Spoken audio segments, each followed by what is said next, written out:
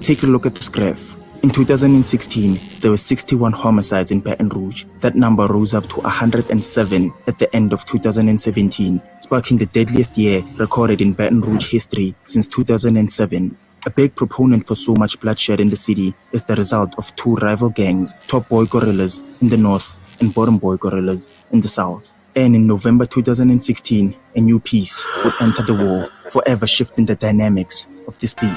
This what the fuck I'm doing. I be getting money, that's why they hating what I'm doing. You ain't getting money, what the fuck is you doing? Watch me show them lame niggas how to do it. Yeah, we back one more time in the trap. As you can see, full-blown trapping TV. You know what to do. Like, comment, and subscribe to the channel. Turn the notifications on so you can get them too. You feel me? But without further ado, man, y'all see what's going on, man. Hold up. Y'all know the slogan. They gonna hate. We just gonna get some money.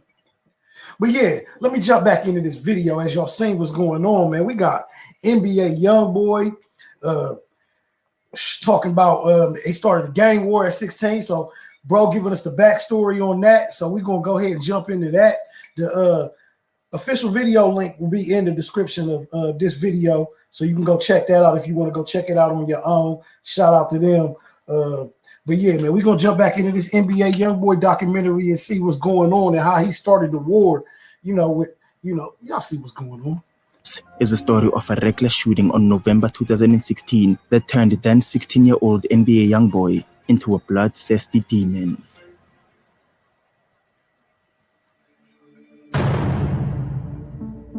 Late October 2016, McKinley High senior Keandre Boozilla Riggs, NBA Youngboy's cousin, is sitting in a car a block away from his house. He's on Instagram Live talking recklessly about rival gang members who lost their lives in the ongoing war against Top Boy Gorillas up north. Get off my... Go pick your mother... brother up. Go pick your brother up. Dead. That nigga's dead. Okay, so this is basically how it started. This is basically how the war in Baton Rouge started with NBA and them. His cousin got smoked. Okay, so this is what jumps it all off. His cousin getting smoked. So let's see what is let's see what's going on with this. The fuck?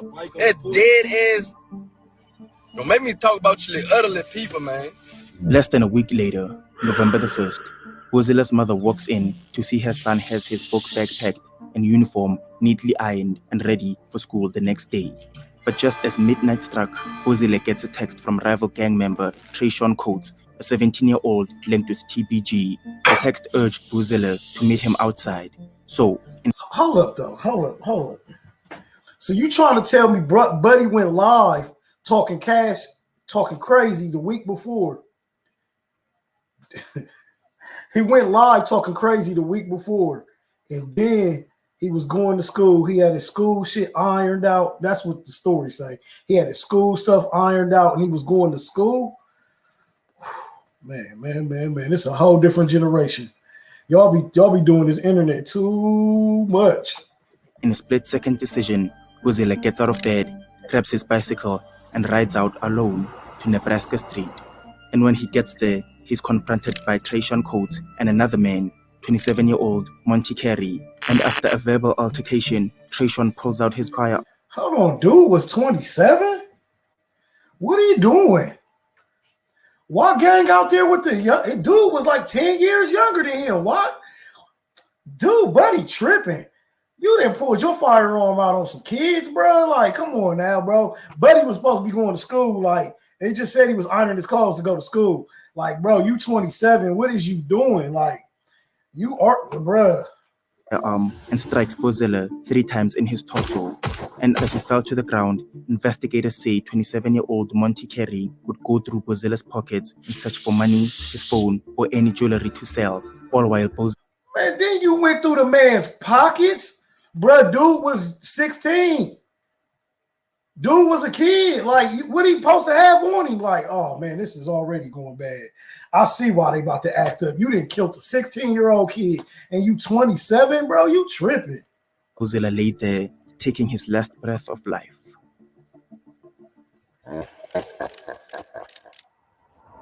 I think now is a good time to mention that 4 months before Boozilla's slaying, Trayshawn Coates was involved in a burglary where 8 firearms were stolen, alongside 3 of his other friends, where one suspect was only 13 years old, and they were plotting on shooting at the feds in Baton Rouge. Tonight, authorities in Baton Rouge on the hunt for a suspect they say was part of a plot to kill police officers. 3 other suspects and a 13-year-old taken into custody. The alleged 13. Woo, y'all boys jumping off that porch, man. Hold up, man. Hold up. I don't even think y'all heard what they said. These niggas hit a lick on the pawn shop for 8 guns that they was about to shoot at the police with. Woo, this is getting interesting. threat uncovered after a failed burglary attempt at this pawn shop Saturday. 8 guns stolen. One of the suspects telling police the plan was to steal ammunition to target police officers. At the time of Boozilla's Hold up. You got caught and you told them what y'all was about to do with the firearms, that y'all was about to shoot the police with the firearms. Bro, what kind of snitching shit, bro? This generation crazy. Trayshawn was out on bail, which was posted for $5,000. Now, not even an hour after investigators were knocking at Boozilla's home to return his bike and the tragic news of his death on Nebraska Street, residents were peeking through their blinds, and all they could see were 2 things: a barrage of police officers on the streets and a silver Hyundai with 4 men inside. Talandrick Norman, Derek Geis, whose little brother Darius Geis was the starting running back for the Washington Commanders, an unnamed individual, and of course, Kentrell Golden, NBA Youngboy. They were looking to retaliate for the murder of Boozilla, but to their disappointment, they couldn't find anyone to retaliate against. So, at 9 a.m. the next morning, residents spotted that same silver Hyundai driving past, but instead of... Hold up, this is the definition of it. This is what they be talking about. This is the definition of spin back. Like, if we ain't get our target, this is the definition of spin back. So, bro said they was out hunting all night, ain't find nobody. So, they came back at 9 in the morning. Oh, my God. They was dead serious. Roaming around South Baton Rouge without a clear intent. This time, they had a target in mind. They lived on Kentucky Street, 8 blocks away from where Boozilla was killed only 9 hours prior. Derek Geis as the driver, with NBA Self-Paid as the passenger, with Control and the unnamed suspect in the rear.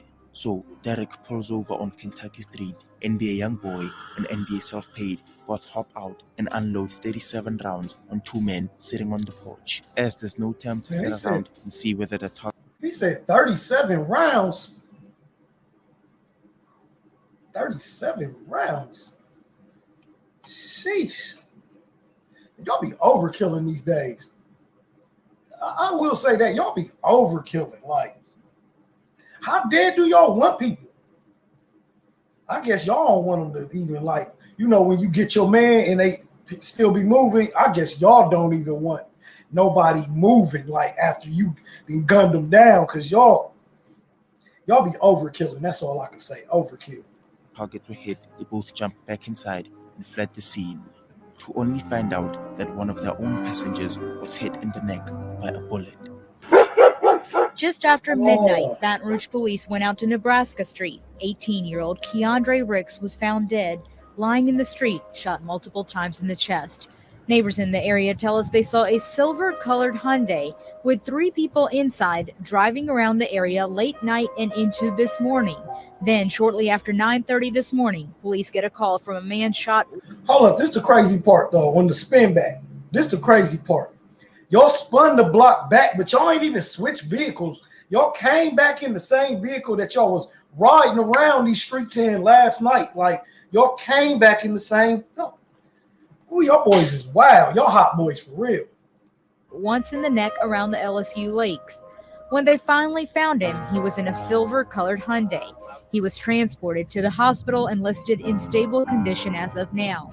Now, there's a theory floating around that the person responsible for the victim who was hit in the neck might have been somebody from his own entourage who shot him by freak accident. Here's what Boulevard Quick, a high-ranking TPG member, had to say on the matter. He got attempted murder for hitting his partner because he didn't know what he was doing. Man, them ain't no gangsters, man. Gang. So they said NBA Youngboy and then one of them shot their homeboy basically in the neck trying to shoot at the ops. Like, boy, y'all boys crazy. Believe them bad boy. Guys, my name is Eddie. I'm the founder. We're gonna skip past this little ad real quick. August 28th, 3 weeks and 5 days after the non-fatal shooting on Kentucky Street, NBA Youngboy and his crew fly out to Austin, Texas, where they're scheduled to perform at a concert that night. 2 weeks before that, back in Baton Rouge, police... Bro is going on drills, and he really already is in motion with the rap shit. He going on whole drills, bro. Like, that one thing I can't say about Youngboy, bro. Like, Youngboy came into the game fight in this case right here. I think this was the case he was locked up for, I think, before he got out and really was going crazy when they let him out. But bro came in the game on this type of time. So it's like, you know, all that discrediting these rappers that y'all be trying to do, like, oh, Buddy ain't about that type of time, or this dude ain't about that type of time. When these guys got cases about this already, like, dude came in the game with this. Like, dude was about action. So I think y'all should just leave well enough alone on both sides. Whoever beefing, like, bro, y'all actually about action. So it can't be no good results coming from this. Police had closed in and arrested the driver in that drive-by, Derek Geis, and little did Youngboy know that the Baton Rouge Police Department had an arrest warrant with his name on it. They were charging him on 2 counts of attempted second-degree murder and would have him extradited back to Baton Rouge to await his trial. All this is happening amidst rumors that big record labels were seeking his signature for a lucrative recording deal. And when word of record labels shrank... That's what I was just saying. This case was happening. He got signed, like, right when this was going on. Like, they still signed him.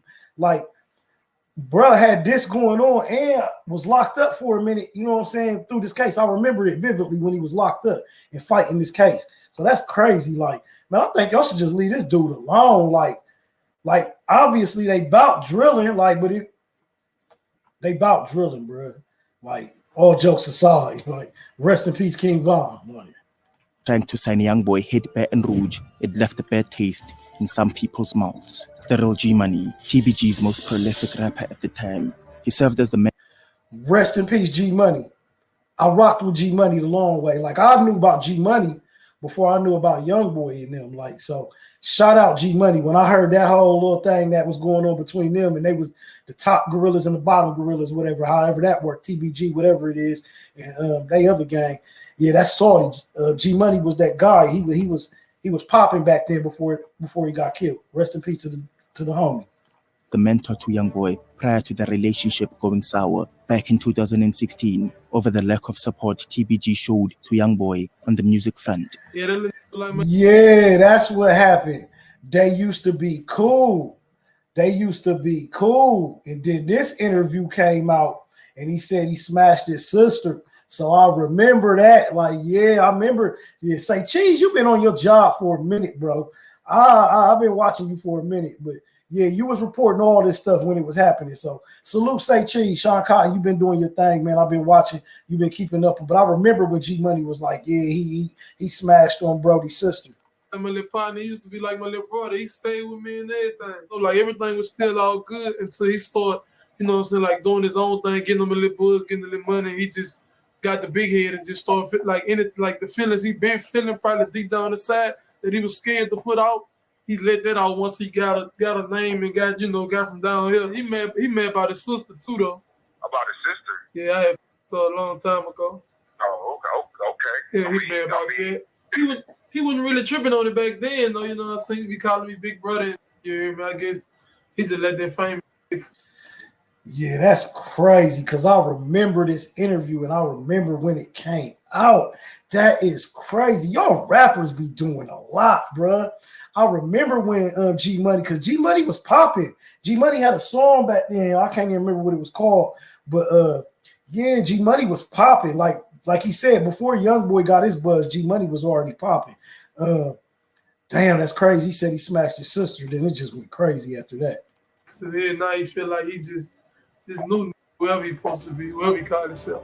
So, after leaving the gang behind, he started his own clique in NBA alongside his closest friends, NBA Self-Paid and NBA OG 33. And after TBG members Trayshawn and Monty shot Boozilla, Youngboy's cousin, this gave him even more reason to hate TBG. So now, NBA and BBG had a common enemy up north. And after Youngboy pleaded guilty to all his charges and had them reduced to aggravated assault in May 2017, the power dynamics were on the verge of shifting in Baton Rouge because TBG were not only at war with BBG anymore, they would have to look over their shoulders for friends turned ops in Youngboy and OG 33. First at 6 o'clock, a sobering admission today by city leaders. Baton Rouge has a gang problem, and right now steps are being taken to stop gangs from wreaking havoc. A crime news conference scheduled hours before chaos broke out once again overnight with multiple shootings across the city. NBA Youngboy would be released from jail in August 2017, and after 9 months being in the slammer, record labels were at his mercy. And with his new song Untouchable peaking at number 95 on the Billboard Hot 100, this wouldn't only set the scene for Youngboy to become Baton Rouge's most prolific rapper, but it would also... Bro had a song on Billboard he wasn't even signed yet? Or was he already signed when that track was on Billboard? Like, I mean, shit, he came out of... Bruh went on a drill in the middle of a bidding war that labels was having for him. Bro was doing drills, bruh. As much as I rock with everybody, because I ain't in between sides or nothing like that. You know, music is music. But I like Dirk and them. I like Von and them. You know what I'm saying? I rock with the Chicago wave. I rock with New Orleans wave. I like with Baton Rouge, whatever they got going on. But dang, bro was going on drills in the middle of a label bidding war. It's crazy. To spark rumors of him putting bounties on rivals' heads, all in his conquest for power and this raging gang war in Baton Rouge. Bro was really happy. I can't laugh because people lost their life, bro. Tuesday, March the 28th, 2017. Two detectives from the Baton Rouge Police Department walked into McKinley High with an arrest warrant in their hands. They were there to arrest Trayshawn Coates for the murder of NBA Youngboy's cousin, Boozilla Ricks, on Nebraska Street. 2 days after, bro was at school. Bro was at school. This is what I'm saying, bro. This is crazy. Y'all was going on drills and then going to school and shit. Like, bro, make it make sense, bro. Y'all niggas was going on whole drills, like, and going to school, going to class, like, yeah, I'm scared of y'all boys. Y'all was going to school and going on drills, like, bro. And I think Von was doing the same shit. Like, when him and his homie, like, oh, we about to wake up, go to school, but we about to spin this block first, bro. Y'all new niggas is real different, bro.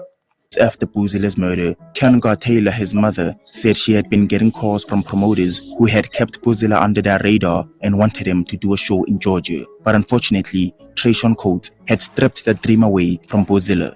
Monty would be arrested a week later on April the 8th. Yeah, we will continue building our cases, and you will continue to see us. And yes, when we arrest you and they get out of jail, you're going to see us again. And yes, when we arrest you and they let you out of jail again, you're going to continue seeing us. Hold up, bro. What the fuck? What are you talking about, though? What are you talking about, bro?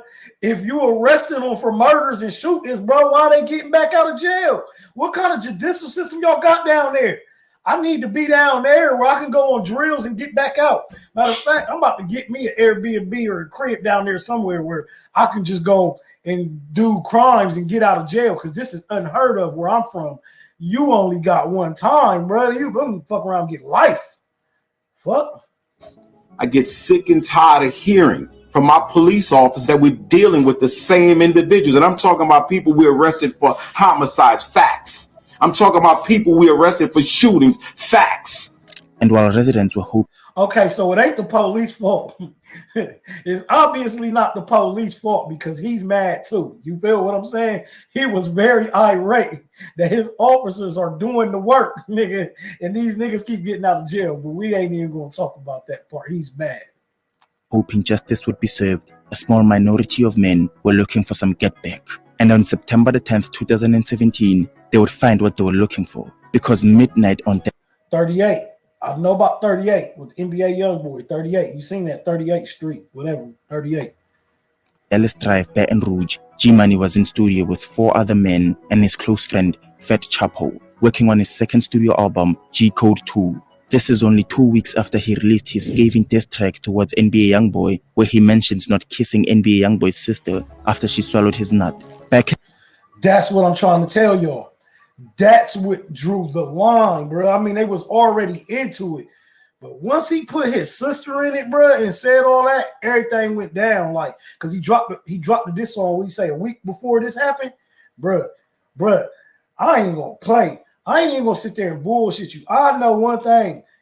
NBA and they'll be riding. They be spinning back. That's all I can say. Like, it's in this video. They definitely spinning back. Back in the studio, somebody goes on IG Live and gets G-Money on camera, where he mentions all his shooters riding around in Hellcats. You hear me? All my hitters got Hellcats, man. We pull up on you fast and get that business clear. But little did they know that somebody on that feed had ill intentions. And while G-Money was still in the studio crafting his next body of work, NBA affiliate NBA Lil Pep was on his way from Nunes Road, Louisiana to Dallas Drive, Baton Rouge, a 37-mile journey with one heinous intention in mind. And Bruh,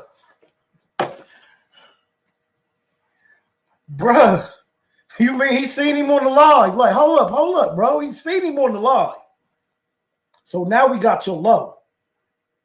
But you drove like 40 miles to get this. You done came from like the next city, the neighboring city, 40 miles to get your, bro. Woo. These boys spinning. Well, I tell you, these boys spinning. They spinning blocks. He came 37 miles. Rest in peace, G-Money, bro. You was doing your thing, bro. I always there for none of these young boys out here doing their thing. Like, it's really sad that y'all doing this, but dang, like, bro drove 37 miles to get G-Money, and I'm really just getting hip to all the particulars in this case because I knew about the case and I knew certain little stuff just by the internet. But dang, bro came 37 miles to get you. ending G-Money's life. He, NBA Youngboy, and OG33 were all a part of TBG prior to Youngboy leaving the gang when he felt that the label weren't giving him the recognition he deserved. Do you know the guy that's being charged? Okay, and you feel he used to be around us. Aha. Back in 2014. So at 1:30 p.m. Shout out Fredo Bang. Fredo Bang a real one. He been holding this shit down like for a long time because Fredo was with G-Money. He was right up under G-Money. And Fredo actually been holding TBG down since G-Money been gone. Like, so that's the whole NBA Youngboy Fredo Bang beef because he was with TBG from the jump. Like, and you know what I'm saying? That's crazy because it took Fredo a couple years after, to get slapping, you know what I'm saying? But I'm glad he making his way and doing his thing because, you know what I'm saying, it's all music and everything. But what pour over into the streets is crazy, just like in Chicago. But yeah. PM, G-Money and Fat Chapo pack up to leave the studio and head back home. And as Fat Chapo tidies up, 22-year-old G-Money walks out of the door alone, only to be met by NBA affiliate Lil Pep, who shoots him 3 times with a fatal blow hitting G-Money's head. When the paramedics arrived at the scene, they would lay G-Money's head on a pillow, a gesture NBA Youngboy uses to mock his ops till this day.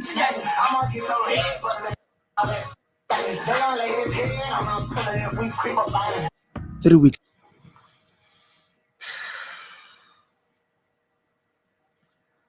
I'm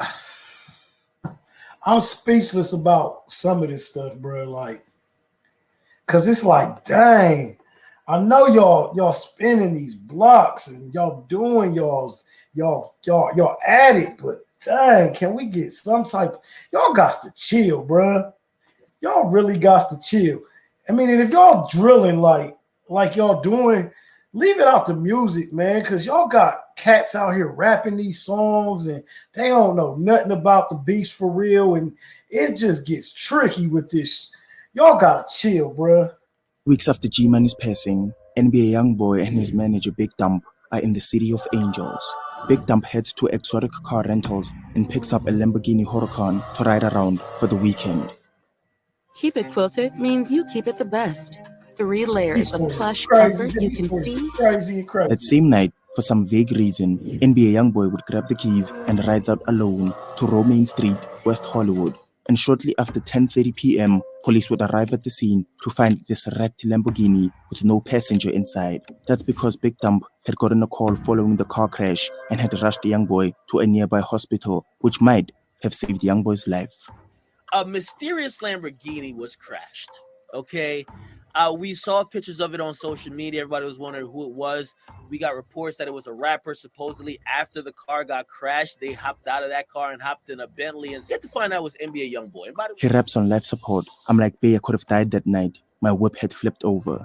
And as TBG members were still mourning the loss of G-Money and probably punching the air that Youngboy didn't lose his life in that brutal car crash in West Hollywood, it wouldn't be long before they would have NBA mourning a loss of their own. Because on May the 4th, 2018, a black SUV would roll up on Big Dump and a 32-year-old woman. The man would aim his assault rifle and unload multiple shots, hitting Big Dump.